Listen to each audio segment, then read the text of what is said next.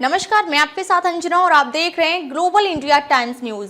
आइए सही चीज को सही लोगों तक साझा करें। युवाओं की आवाज, समाज के लिए बेबाक रुख। आज मथुरापुर गांव से युवा शक्ति संगठन के अध्यक्ष दक्ष नागर से हमारे संवाददाता राज शर्मा जी ने खास बातचीत की। इस संवाद में कई महत्वपूर्ण मुद्दों पर चर्चा हुई, जिनमें उनकी व्यक्तिगत जिंदगी, किसानों के लिए उठाई गई आवाज, राजनीतिक सफर और समाज के हित में किए गए उनके कार्यों को बेबाक अंदाज में सामने रखा गया। बातचीत के दौरान दक्ष नागर ने अपनी जीवन यात्रा और समाज सेवा के प्रति अपने नजरिए को साझा किया। उन्होंने कहा कि समाज में बदलाव लाने के लिए युवाओं को जागरूक होना जरूरी है। हम सब मिलकर ही एक नई दिशा दे सकते हैं। उनकी यह सोच और कार्य करने का जज्बा उनके युवाओं के बीच एक चर्चित चेहरा बनाता है। आज हम आए हुए मथुरापुर गांव में, वार्ड नंबर 8 में। हमारे साथ हैं युवा शक्ति संगठन के जिला अध्यक्ष दक्ष नागर जी। आज हम इनसे पूछना चाहेंगे कि आज इन्होंने एक बहुत बड़ी पंचायत बुलाई 5 गांवों की, जिसमें 2-1000 लोग आए थे। उस पंचायत का क्या निर्णय रहा और किस लिए पंचायत बुलाई गई? दक्ष जी, आप बताना चाहेंगे कि पंचायत का क्या निर्णय रहा आपका? ये आज जो पंचायत हुई है, ये 5 गाँव के किसानों ने बुलाई है और हरनंदीपुरम योजना जो गाजियाबाद में बसाई जा रही है, तो उसमें अभी जीडीए ने और जिलाधिकारी ने रेट निर्धारित किए हैं, सर्कल रेट का 4 गुना, जिस पे किसान सहमत नहीं है। तो उसी विषय में किसानों ने पंचायत बुलाई है और किसानों ने साफ बोल दिया कि वो अपनी ज़मीन नहीं देंगे। दक्ष जी, किसान कहाँ पर सहमत होगा? टीएम साहब ने कहा जमीन लेंगे, जीडीए जो सचिव महोदय हैं वो भी कह रहे हैं हम जमीन लेंगे। तो अगर जमीन जीडीए लेने पर आता है तो किसान क्या करेंगे? अभी जो पंचायत में जो निर्णय लिया गया है 5 गाँवों के किसानों का, तो उन्होंने साफ कह दिया कि हम जमीन देंगे ही नहीं। जीडीए अगर अतिग्रहण करने पर आएगा तो उसके बाद आपका कदम क्या होगा? आंदोलन करेंगे। आंदोलन करेंगे आप? तो आपने अभी तक किसी पार्टी से संपर्क किया है, बीजेपी से या किसी पार्टी के आपके पीछे है कोई, मतलब जो आपको सपोर्ट कर रहा है, किसान नेता हुए या कोई पार्टी हुई? अभी किसी से कोई संपर्क नहीं है, ना ही किसी पार्टी से। हम भी किसी पार्टी में नहीं है और ना ही किसी यूनियन से कोई संपर्क है। और किसानों ने अपना मन बनाया है कि वो ज़मीन बिल्कुल भी नहीं देंगे, क्योंकि जीडीए बिल्कुल सस्ते और ये समझो कि रद्दी के भाव ज़मीन खरीदना चाहता है। वो उन्होंने अफवाह भी फैलाई हुई है कि अखबारों के माध्यम से कि किसानों की सहमति बन गई है। किसानों की सहमति कोई नहीं बनी है और किसान बिल्कुल भी तैयार नहीं है अपनी ज़मीन देने के लिए। क्या मीडिया अपनी मर्जी से ये खबर चला रही है कि किसानों की बल्ले बल्ले हो गई है, या जीडीए खबर निकाल रहा है किसान तैयार हैं? बिल्कुल ये झूठी खबरें निकाली जा रही हैं और मैं आपके चैनल के माध्यम से, और सबसे पहले तो बहुत बहुत धन्यवाद देता हूं आपको कि आप लोग किसानों की और मजदूरों की और जो पिछड़ा क्षेत्र है उसकी आवाज़ आप उठाते हैं और मीडिया के माध्यम से लोगों को और सरकार को पता चलता है कि एक्चुअल में जो क्षेत्र है, धरातल पे जो काम है वो क्या हो रहा है। जो चीज़ें बताई जाती हैं वो नहीं है, कुछ और ही है। जैसे अभी आपने पूछा कि आपको अखबारों के माध्यम से निकाला जा रहा है कि किसानों की बल्ले बल्ले, कहाँ से किसानों की बल्ले बल्ले हो गई है? आप ये बताइए। 4 गुना रेट, अभी आप मथुरापुर की बात करेंगे तो 1020 मीटर का रेट है, वो 4080 का वर्ग मीटर का रेट बनता है, जिसमें बीघे पे भी जाओगे तो 34 लाख रुपए बीघे है। मार्केट रेट यहाँ पे बहुत ज़्यादा है। हम राजनगर एक्सटेंशन के पास, दिल्ली हमारे पास है, तो इतना हमारा रेट सबसे ज़्यादा कम है, तो हम किसान बिल्कुल भी नहीं देगा इस ज़मीन।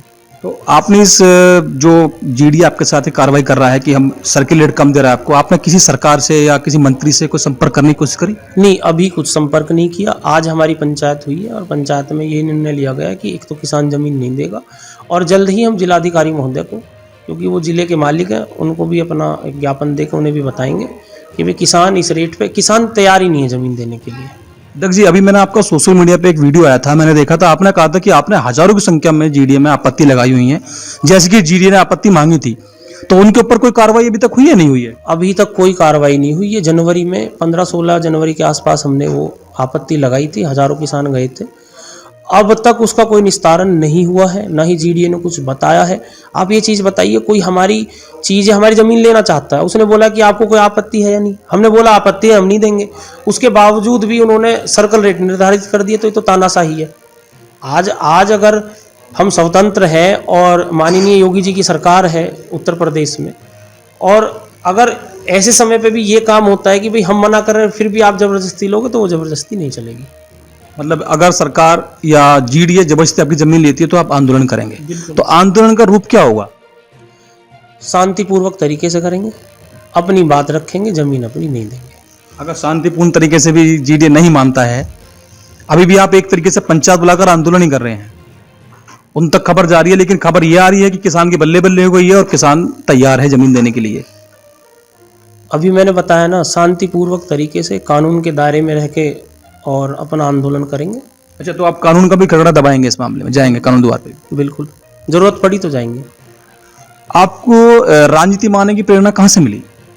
देखिए, राजनीति में तो मैं आपसे एक बात कहूँ, मेरी एक सोच है, मेरा एक व्यक्तिगत विचार है और विचारक देश में बहुत रहे हैं।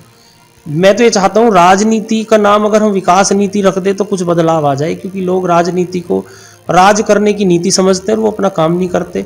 लोकतंत्र है, इस प्रजातंत्र में कोई नहीं सुनता। हम जनप्रतिनिधि चुन के भेज देते हैं, लेकिन वो हमारी बात ना तो सुनते हैं ना विकास की बात सुनते हैं। तो अगर विकास नीति हो जाए तो मेरे स्तर से तो यह है कि मैं एक विकास नीति चाहता हूं कि अपने लोगों के लिए शिक्षा के क्षेत्र में, स्वास्थ्य के क्षेत्र में और जो आसपास की जो छोटी छोटी समस्याएं हैं उनको हम कर सकें। तो सोशल वर्क कर रहे हैं आज, कोई ऐसा भी कुछ नहीं है कि मुझे ज़रूरी है कि राजनीति में जाना है। अपनी तरफ से समाज में जितने काम हो सके उतने हम करेंगे। अभी तक आप सुन रहे थे, हमारे साथ दक्ष नागर जी थे, जिन्होंने अपने बेबाक अंदाज में अपनी बात रखी और किसान आगे क्या करने वाले हैं वो भी बताया है। और इन्होंने साफ स्पष्ट शब्दों में कहा है, हम जीडीए को अपनी जमीन किसी भी कीमत पर नहीं देंगे। ये हमारी जमीन है, हमारे पुरखों की जमीन है, हम नहीं देंगे। अगर जीडीए दबस्ती करता है तो हम आंदोलन करेंगे। मैं ग्लोबल इंडिया टाइम न्यूज से राज शर्मा, कैमरामैन सुमित के साथ, धन्यवाद। आइए देखते हैं उनके विचार। इस बातचीत में राज शर्मा जी ने दक्ष नागर से सपा सांसद रामजी लाल सुमन द्वारा महाराणा सांगा जी पर की गई अभद्र टिप्पणी को लेकर सवाल किया। इस पर दक्ष नागर ने स्पष्ट रूप से कहा, महाराणा सांगा जैसे वीर योद्धाओं का अपमान करना समाज के इतिहास के साथ खिलवाड़ है। हमें अपने पूर्वजों पर गर्व करना चाहिए और उनके सम्मान की रक्षा करनी चाहिए। उनके इस बेबाक जवाब ने उनकी स्पष्ट सोच और मजबूत विचारधारा को उजागर किया। इसके अलावा गाजीपुर में रोहित गुज्जर की हत्या के मामले में भी उनका रुख जाना गया। उन्होंने कहा कि एक गंभीर मामला है और इसके पीछे की सच्चाई सामने आनी चाहिए। पीड़ित के परिवार को न्याय मिलना चाहिए, जिसमें उन्होंने प्रशासन को भी जिम्मेदार बताया। दक्षिण नागर का यह रुख समाज के प्रति उनकी संवेदनशीलता और न्याय के प्रति प्रतिबद्धता को दर्शाता है। आइए आपको दिखाते हैं दक्षिण नागर जी से खास बातचीत। आपको बता दें कि दक्ष नागर अपने वार्ड 8 से जिला पंचायत चुनाव की तैयारियों में जुटे हुए हैं। उनके समर्थकों को उम्मीद है कि वे आगे भी समाज सेवा के अपने कार्यों को इसी तरह जारी रखेंगे और युवाओं के लिए एक नई प्रेरणा बनेंगे। युवा शक्ति संगठन के जिला अध्यक्ष, मैं इनसे पूछना चाहूंगा कि राजनीतिक प्रेरणा आपको कहां से मिली राजनीति में आने के लिए? राजनीतिक प्रेरणा अगर मैं सही कहूँ आपसे, तो जैसे हम शिक्षा के क्षेत्र से जुड़े हुए हैं, मैं एक शिक्षक हूँ और कंपटीशन की बच्चों को तैयारी कराता हूँ गवर्नमेंट जॉब की।